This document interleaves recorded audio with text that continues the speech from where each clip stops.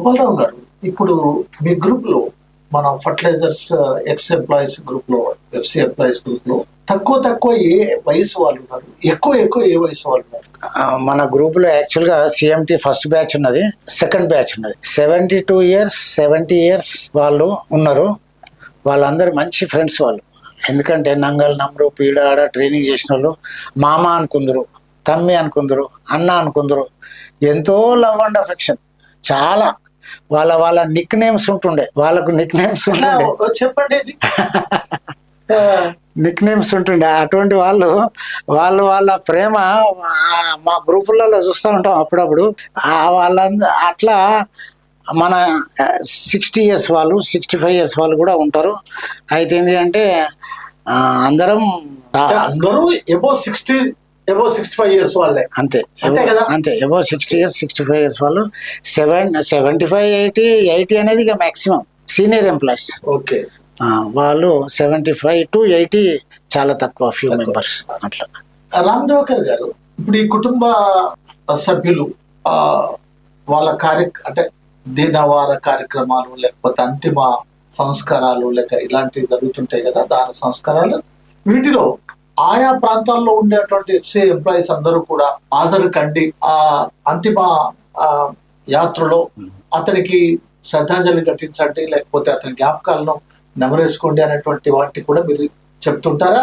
అలా హాజరవుతుంటారా? ఎస్. ఎప్పుడైతే మన మాజీ సోదరులు ఎవరైనా అనుకోని పరిస్థితుల్లో చనిపోయినప్పుడు వెంటనే వారి యొక్క వివరాలు సేకరించి గోపాలరావు గారు కానీ, లేకుంటే నేను కానీ, ఎవరికి వీలు ఉంటే వాళ్ళ కుటుంబ సభ్యులతో మాట్లాడి వాళ్ళకు కనీసం ధైర్యం చెప్పే ప్రయత్నం చేసి వాళ్ళ కుటుంబ సభ్యులకు కొంత ఓదార్పుగా ఉండి, అట్లే మన సోదరుడు పలానా అతను ఈ పలానా కారణంతో పలానా ప్లేస్ లో చనిపోవడం జరిగింది, మన వాళ్ళు ఎంతమంది వీలైతే ఎంతమంది కనీసం ఒక ఓదార్పుగా అంతిమయాత్రలో పాల్గొనే ప్రయత్నం చేయండి అని మేమిద్దరిట్లో ఎవరో ఒకళ్ళం లొకేషన్ షేర్ చేయడం కానీ, అడ్రస్ పెట్టడం కానీ, ఏ ప్లేస్ అనేది కూడా క్లియర్ డీటెయిల్స్ ఇచ్చుకుంటూ, బహుశా వాళ్ళ పిల్లలు ఎవరైనా బయట ఉంటే ఈ రోజు చనిపోయిన వ్యక్తికి ఒక 1 or 2 days 3 days కూడా, మొన్న రీసెంట్లీ పాపం అనుకోని పరిస్థితుల్లో మన ఈ మధ్య జరిగిన ఇన్సిడెంట్ కుప్పుల రాజయ్య గారు పాపం ఆస్ట్రేలియాలో అనుకోకుండా చనిపోవడం, దానికి టైం పట్టింది రావడానికి, అతని భౌతికాయాన్ని తీసుకురావడానికి 1 వారం రోజులు. మన గోపాలరావు గారు అక్కడికి వెళ్ళి వాళ్ళ కుటుంబ సభ్యులను ఓదార్చి,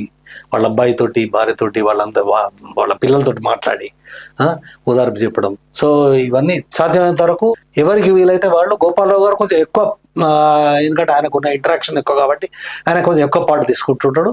నేను ఇన్ఫర్మేషన్స్ ఇవ్వడం, లొకేషన్ షేర్ చేయడం, ఇది సంగతి అని చెప్పి అందరికి మన మిత్రులకు తెలియజేయడం అని నేను చేస్తుంటా. సాధ్యమైనప్పుడు నేను కూడా వెళ్లే ప్రయత్నం చేస్తుంటా.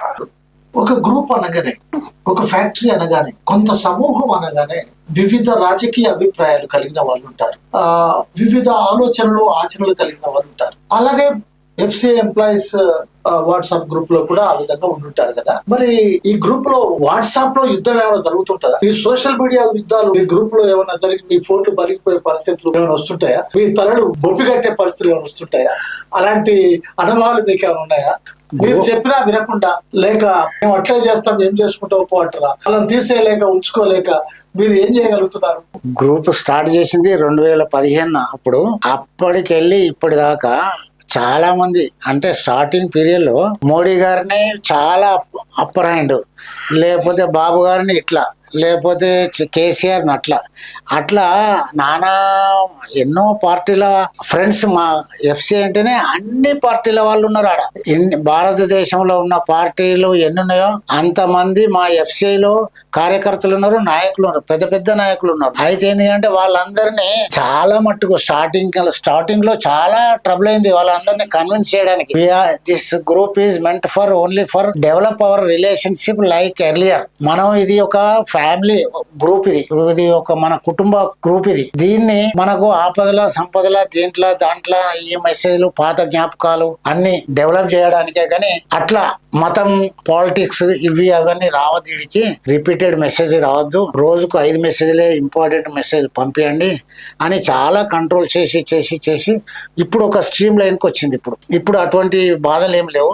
అందరూ ఏ పార్టీ వాళ్ళైనా కానీ ఎఫ్సిఐ మన ఫ్యామిలీ మెంబర్, మన గ్రూప్ అనే ధోరణితోని ఇప్పుడు కంట్రోల్ కి వస్తుంది. ఇప్పుడప్పుడు ఎవరన్నా పెడతా ఉంటారు తెలియక, బట్ వాళ్ళని రిమూవ్ చేసుకుంటూ జరుగుతుంది. మళ్ళీ వాళ్ళు లైన్ లో పడతారు గట్ల. రామ్ దివాకర్ గారు ఆ సాధక బాధకాలు ఏంటో ఆ గ్రూప్ మెయింటైన్ చేయడంలో చెప్పారు. ఈ మధ్య కేంద్ర ప్రభుత్వం, రాష్ట్ర ప్రభుత్వం సోషల్ మీడియా గ్రూప్ అడ్మిన్స్ అనేక గైడ్ లైన్స్ ఇచ్చింది. ఆ గైడ్ లైన్స్ కనుక దాటితే అడ్మిన్ పైన చర్యలు ఉంటాయని అని కూడా చెప్పింది. అలాంటి పరిస్థితి మీరు ఏమైనా ఎదుర్కొన్నారా? అయితే అదృష్టవశాత్తు మాకు ఇంతవరకు అటువంటి పరిస్థితి రాలేదు. మేము ఎప్పటికెప్పుడు గ్రూప్ లో నేను గాని గోపాలరావు గారు గాని ఒకటే మెసేజ్ పెడుతుంటాం, ఏంటంటే అనవసరమైన రాజకీయ మత సంబంధమైన కాంట్రవర్షియల్ వివాదాస్పదమైన పోస్టులు పెట్టకూడదు. ఒకటి, మనం ఈ సమూహాన్ని కుటుంబ సభ్యుల ఒక బంధుమిత్రుల సమాగం లాగా, మిత్రుల ఒక సమ్మేళనం లాగా నిర్వహించుకోవాలి తప్ప మనం దీంట్లో రాజకీయ మత కుల ఇట్లాంటి ఇవి మనం ఎలాంటి పరిస్థితుల్లో ఇట్లాంటి విభేదాలు సృష్టించే విధంగా మనం పోకూడదు అని ఎప్పటికప్పుడు వార్నింగ్లు ఇవ్వడం, రిక్వెస్ట్లు చేయడం. సో దీంతో కొంతమంది అప్పుడప్పుడు గోపాలరావు గారు చెప్పినట్టు కొంచెం అక్కడక్కడ అప్పుడప్పుడు కొన్ని చెదురుబదురు సంఘటనలు జరుగుతుంటాయి. కానీ ఒకప్పటితో పోలిస్తే దాదాపు ఒక 4-5 సంవత్సరాల క్రితంకు ఇప్పటికీ చాలా మార్పు వచ్చింది. మన సమూహ సభ్యుల సహకారం కూడా, వాళ్ళు అర్థం చేసుకునే విధానం కూడా, మధ్య మధ్యలో మేము చేసే అప్పీల్స్ కావచ్చు, గోపాలరావు గారు నేను అప్పుడప్పుడు ఇచ్చే వార్నింగ్లు, అవసరమైనప్పుడు ఒకళ్ళు ఇద్దరు నలుగురు అప్పుడప్పుడు సాధ్యమైనంత వరకు రిమూవ్ చేయకుండానే ప్రయత్నం చేస్తాం. ఎందుకంటే మన సోదర సభ్యులు కాబట్టి, మన ఒక కుటుంబ సభ్యుల సమూహం లాంటిది కాబట్టి. కానీ ఎదురైన పరిస్థితుల్లో ఒకవేళ రిమూవ్ చేసినప్పటికీ వాళ్ళకి ఏదో పనిష్మెంట్ లాగా కాకుండా వాళ్ళు పశ్చాత్తాపడే విధంగా మాత్రమే ఉండేలాగా వాళ్ళు మళ్ళీ ఒక 24 hours తర్వాత 48 hours తర్వాత మళ్ళీ వాళ్ళు సమూహంలో జాయిన్ చేసుకొని వాళ్ళ కొంచెం ప్రత్యేకంగా ఫోన్ ద్వారా పర్సనల్ మెసేజ్ చేయడం, లేకుంటే కాల్ ద్వారా చెప్పడం, కన్విన్స్ చేయడం. మన అందరిది ఒక మంచి ఆత్మీయమైన గ్రూప్ ఇది. దీంట్లో కలుషితమైన రాజకీయాలు కానీ కులాలు మతాలు వద్దు అని మేము ఇద్దరం ఎవరికి వీలైనప్పుడు వాళ్ళు తోచినట్టుగా వాళ్ళం కన్విన్స్ చేయడం, దీన్ని సజావుగా నిర్వహించడానికి సకల విధమైన అన్ని రకాల ఉపాయాలతోటి మేము సాధ్యమైనంత వరకు ఎలాంటి వివాదాస్పద పోస్ట్ రాకుండా ఉండే ప్రయత్నం చేస్తున్నాం. ఇప్పటివరకైతే సభ్యుల సహకారం కూడా చాలా మరవరానిది. ఒకళ్ళు ఇద్దరు ఎక్కడైనా ఉంటారు కాబట్టి మనం ఎక్కడైనా ప్రతి చోట ప్రతి సమూహంలో ప్రతి అసోసియేషన్ లో ఉంటది. సో అప్పుడప్పుడు జరుగుతుంటాయి, కానీ అది పెద్ద లెక్కలో తీసుకునేంత ఇదేం కాదు. గోపాలరావు గారు, చివరిగా ఎఫ్సిఐ సమూహానికి కానివ్వండి, లేక ప్రభుత్వ రంగ పరిశ్రమల ఉద్యోగులకు కార్మికులకు కానివ్వండి, లేక ఇతర కార్మికుల ఉద్యోగులకు కానివ్వండి, రిటైర్డ్ అయిన వాళ్ళకు కానివ్వండి, ఇప్పుడు కొనసాగుతున్నటువంటి వాళ్ళకి కానివ్వండి, సోషల్ మీడియాలో గ్రూపులు ఏర్పాటు చేసుకున్నటువంటి వాళ్ళందరికీ మీరు ఇచ్చేటువంటి సలహా సూచన ఏమిటి? మనకు యాక్చువల్ గా రావాల్సిన బెనిఫిట్స్ కోసం కానీ, ఐకమత్యంగా ఉండి పోరాటాలు చేయడం కోసం, మన హక్కులు సాధించడం కోసం మనం గ్రూపులు పెట్టుకుంటే తప్పులేదు.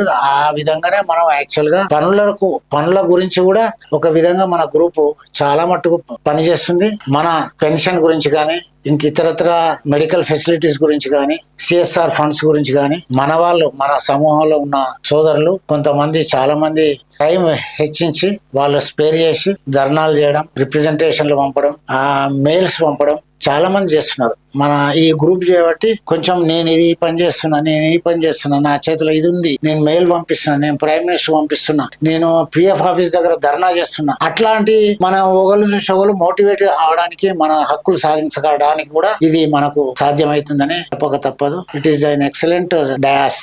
రామ్ దివాకర్ గారు, మీ సమూహం నుండి లేక మన ఫర్టిలైజర్స్ కార్పొరేషన్ ఎంప్లాయీస్ నుండి ప్రజాప్రతినిధులుగా ఎన్నికైనటువంటి వాళ్ళు ఎవరైనా ఉన్నారా? అలాగే ఆయా రాజకీయ పార్టీలో రాష్ట్ర స్థాయి నాయకులుగా, రాష్ట్ర వ్యాప్తంగా లేక గుర్తింపు పొందినటువంటి కార్మిక ఉద్యోగ నాయకులుగా ఉన్నటువంటి వాళ్ళు ఉన్నారా? ఉన్నారు, చాలా మంది ఉన్నారు. దాంట్లో ప్రథమ శ్రేణిలో చెప్పాలంటే శ్రీ బుజ్జా భిక్షమయ్య గారు రాష్ట్ర వ్యాప్తంగా గతంలో మన రామగుండ ఎరువుల కర్మాగారంలో కార్మికోద్యమానికి నాయకత్వం వహించి మొత్తం Singareni belt and industrial area కాకుండా రాష్ట్ర వ్యాప్తంగా ఇఫ్ట్ అనే, నాకు ఇప్పటికీ గుర్తు, అప్పుడు నేను చిన్నపిల్లవాడిని కానీ నాకు ఇప్పటికి గుర్తు ఆ పోరాట స్ఫూర్తి. ఒక్కొక్కళ్ళు అసలు మీ యొక్క ట్రైనింగ్ వల్లనే చాలా మంది లీడర్లు అని చెప్పి నా యొక్క విశ్వాసం అది. ప్లస్ అట్లే మన సోమవారం సత్యనారాయణ గారు కూడా ఎమ్మెల్యే, ఎక్స్ ఎమ్మెల్యే గారు, ఆర్టీసీ అవును, వారు మన ఎఫ్సిఐ ఎంప్లాయీస్ యూనియన్ స్టార్టింగ్, మీకు కూడా తెలుసు ఆ విషయం, స్టార్టింగ్ లో లీడర్ ఉండి తర్వాత ఆఫీసర్ అసోసియేషన్ నాయకత్వం వహించి తర్వాత వారు ఉద్యోగానికి స్వచ్ఛందంగా విఆర్ఎస్ తీసుకొని వ్యాపారం రంగంలోకి వెళ్లి తర్వాత ఆయన మున్సిపల్ చైర్మన్ రామగుండ పట్టణ మున్సిపాలిటీకి ప్రథమ మున్సిపల్ చైర్మన్ గా ఎలక్ట్ కావడము, తర్వాత 2 సార్లు ఎమ్మెల్యేగా గెలవడము, తర్వాత ఆర్టీసీకి టీఎస్ఆర్టీసీ మొట్టమొదటి చైర్మన్ అప్పటి నాయకత్వం సత్యనారాయణ గారి యొక్క ప్రతిభను గుర్తించి వారికి పోస్ట్ ఇవ్వడం, వారు తగిన న్యాయం చేసే ప్రయత్నాలు చాలా చేశారు. సో వారు కూడా మనందరికీ స్ఫూర్తి. అట్లే మన కార్మిక లోకం నుంచి ఇంకా చాలా మంది రాష్ట్ర వ్యాప్తంగా కూడా పోరాటాలు చేసిన వాళ్ళు చేస్తున్నారు. ఫర్ ఎగ్జాంపుల్ ఎన్ఎస్ఆర్ మూర్తి గారు అన్నారు, సీనియర్ ఎంప్లాయ్. వారు పటోలని విక్రమార్కుల్లాగా president, prime minister, chief justice వాళ్ళందరికీ లెటర్లు రాయడం. శ్రీ ఆర్ఎస్ఎన్ రావు గారు లాంటి వాళ్ళు కూడా వారి ఎవరి స్థాయిలో వాళ్ళు ఈ పెన్షన్ గురించి కానీ మన కార్మికోద్యోగ పెన్షన్ గురించి కామ్రేడ్ జిఎన్ రావు పెద్ద ఎత్తున వీళ్ళందరితో పాటు శ్రీ జిఎన్ రావు గారు కూడా కార్మిక లోకానికి ఎంతో వారి యొక్క సేవలు అందిస్తున్నారు. ఇప్పటికి కూడా మొన్న ఈ మధ్య ఒక వారం 10 రోజుల మన గెట్ టుగెదర్ టైంలోనే వారు ఢిల్లీలో ఉండి రాలేకపోయారు, కానీ వారి ప్రయత్నాలు కొనసాగిస్తున్నారు. వారు ఖచ్చితంగా మీరు శిష్యులు. సో మీ యొక్క స్ఫూర్తిని వాళ్ళు ఆయన కొనసాగిస్తున్నారు. మన రామగుండం ఎరువుల కర్మాగారంలో మా ఎఫ్సి ఎంప్లాయీస్ యూనియన్ అని మొదటి నుండి పెద్దలు గౌరవనీయులు శ్రీ సోమారావు సత్యనారాయణ గారు, సుందర్రాజు గారు, ఆర్ఎస్ఎన్ రావు గారు, బి భిక్ష్మయ్య గారు, పేరం కనకయ్య, వీళ్ళందరూ, గుమ్మడి నర్సయ్య, మిలిటరీ మల్లయ్య, వీళ్ళందరూ కేఎన్ చారి, జగదీష్ చంద్రరావు, చాలా మంది ఒక సమూహం ఒక యూనిటీగా తయారై ఆ బైలాస్ తయారు చేసి మంచిగా ఒక యూనియన్, ఒక బ్యానర్, ఒక యూనియన్ అనే విధంగా అందరం పోటీ చేస్తుంటాం. ఒక గుండి రాములు గారు, జిఎన్ రావు గారు, సత్యనారాయణరావు గారు, ఇప్పుడు ఖమ్మంలో న్యాయవాది కేపిఎస్ రావు గారు, ఇట్లా చాలా మంది, including my self, I was also elected. ఇట్లా చాలా మంది సమూహము కలిసికట్టుగా ఉండి బైలాస్ తయారు చేసి చాలా సిస్టమేటిక్. మా ఎఫ్సి ఎంప్లాయీస్ యూనియన్ ఎలక్షన్లు అంటే చాలు గోదావరి కని బెల్ట్ మొత్తం ఆ గేట్ మీటింగ్ లా ఇట్లా చాలా పబ్లిక్ వచ్చి వినేవారు. అప్పుడు ఎంత స్పీచ్లు, కౌంటర్లు, ప్రతి మీటింగ్ కు వస్తారు వాళ్ళు. అయితే ఏంటంటే అది ఒక మా ఎఫ్సి ఎంప్లాయీస్ యూనియన్ అంటేనే చాలు అక్కడ అందరికీ ఒక మార్గదర్శకం. చాలా బ్రహ్మాండంగా నడిపించినాం, అందరం కలిసి కట్టుకున్నాం. మంచి ఎక్స్పర్ట్ స్కిల్డ్ పర్సన్స్ మా వాళ్ళందరూ, ఎక్స్పర్ట్ లీడర్స్ ఆల్సో. ఇప్పుడు చెప్పిన పేర్లందరూ చాలా పెద్ద యూనియన్ నాయకులు, వాళ్ళు మంచి పేరు సంపాదించారు. పనులలో ఉన్నారు, ట్రేడ్ యూనియన్లు ఉన్నారు, ఎక్స్పర్ట్స్. అందుకోసం వాళ్ళు జాబ్ మధ్యలో పోయినా గానీ ఫారిన్ కంట్రీస్ పోయి మంచి నౌకర్లు సంపాదించి వాళ్ళ కెపాసిటీ చూపెట్టింది. అక్కడ వాళ్ళ సర్వీసెస్ ను వాళ్ళు యూజ్ చేసుకున్నారు. వేరే రామగుండం ఎరువుల కర్మాగారం మనకు సెంట్రల్ గవర్నమెంట్ అప్రూవ్డ్ టెక్నాలజీ వల్లనే అది మోసిపోయింది, కానీ లేకపోతే మా వర్కర్స్ కానీ మా ట్రేడ్ యూనియన్ లీడర్ల వల్ల కానీ అది మూతపడలేదు. ఇది ఖచ్చితంగా చెప్పవచ్చు. చాలా సంతోషం. మిత్రులారా, చూశారు కదా, ఎఫ్సిఐ ఎంప్లాయీస్ రామగుండం ఎరువుల కంపెనీ ఒక ప్రత్యేక చరిత్ర కలిగినటువంటిది. అది తెలంగాణకు, ఆంధ్రప్రదేశ్ కు మాత్రమే కాదు, భారతదేశంలోనే అనేక పరిశ్రమలు ఉన్నప్పటికీ కూడా రామగుండం ఎరువుల పరిశ్రమ ఒకే ఒక యూనియన్ కలిగి, ఎన్ని రాజకీయాలు ఉన్నా గానీ ఆ యూనియన్ లోనే అందరూ పోటీ చేసి 11 యూనియన్లు లేవు. 71లో పరిశ్రమ స్థాపిస్తే 2002 నాటికి పరిశ్రమ మూసేసే నాటికి కూడా అక్కడ ఒకటే యూనియన్ ఉంది. కానీ ఇతర ప్రభుత్వ రంగ పరిశ్రమలు అనేక యూనియన్, ఇప్పటికీ అనేక పరిశ్రమలు అనేక యూనియన్లు ఉన్నాయి. ఒకే యూనియన్ ఉందంటే అర్థం ఒకే రాజకీయాలు కలిగిన వాళ్ళు ఉన్నారంటే కాదు. భిన్న రాజకీయాలు కలిగినటువంటి వాళ్ళు, భిన్న ఆలోచనలు కలిగినటువంటి వాళ్ళు. బిఎంఎస్ ఉంది, ఐఎన్టీఎస్ ఉంది, హెచ్ఎంఎస్ ఉంది, ఎన్టీఎస్ ఉంది, ఐఎఫ్టి ఉంది, ఇలా కార్మిక సంఘాలన్నీ కూడా ఉన్నాయి. అయినా ఒకే నాయకత్వం. సో ఇలాంటి ఒక మంచి సాంప్రదాయాన్ని కొనసాగించినటువంటి ఆ పరిశ్రమ నాయకులుగా వాళ్ళు ఆ పరిశ్రమ కార్మికులందరితో నిత్య సత్సంబంధాలు కొనసాగించడానికి గోపాలరావు గారు, రామదేవక్కర్రావు గారు ఎన్ని ప్రయత్నాలు చేస్తున్నారో నిజంగా వాళ్ళని అభినందించాల్సింది. అందుకు సహకరిస్తూ ఆ గ్రూప్ లో యుద్ధాలు జరిగి పోలీస్ స్టేషన్ దాకా వెళ్లి అడ్మిన్ల పైన చర్యలు తీసుకునేటువంటి పరిస్థితులు రాకుండా, ఎందుకంటే నాకు తెలుసు అందరూ చైతన్యంగా ఉంటారు, అందరూ అర్థం చేసుకునేటువంటి శక్తి కలిగినటువంటి వాళ్ళు కనుక ఇంత బాగా నడుస్తుంది. వారు చెప్పినటువంటి ఒక ముఖ్యమైనటువంటి విషయం, పెద్ద ఎత్తున ఫండ్ వసూలు చేసి ఆ ఫండ్ ను పరిశ్రమలో పనిచేసినటువంటి ఇబ్బందుల్లో ఉన్నటువంటి కార్మికులకు సాయం చేద్దామని చెప్పారు. అంతేకాకుండా అవసరమైతే కార్మిక కుటుంబాల్లో ఉన్నటువంటి ఇతర వాటికి చేద్దామని చెప్పారు. తప్పనిసరి మా ఛానల్ కూడా ఆ ఫండ్ ఏదైతే వాళ్ళు జనరేట్ చేస్తారో దాంట్లో పాలు పంచుకోవడానికి వెనుకాడదని తెలియజేస్తూ చూస్తూనే ఉండండి బొజ్జ భిక్షమయ్య యూట్యూబ్ ఛానల్. సబ్స్క్రైబ్ చేయండి, షేర్ చేయండి, లైక్ చేయండి, కామెంట్ చేయడం మర్చిపోకండి. Thank you very much. Thanks అండి.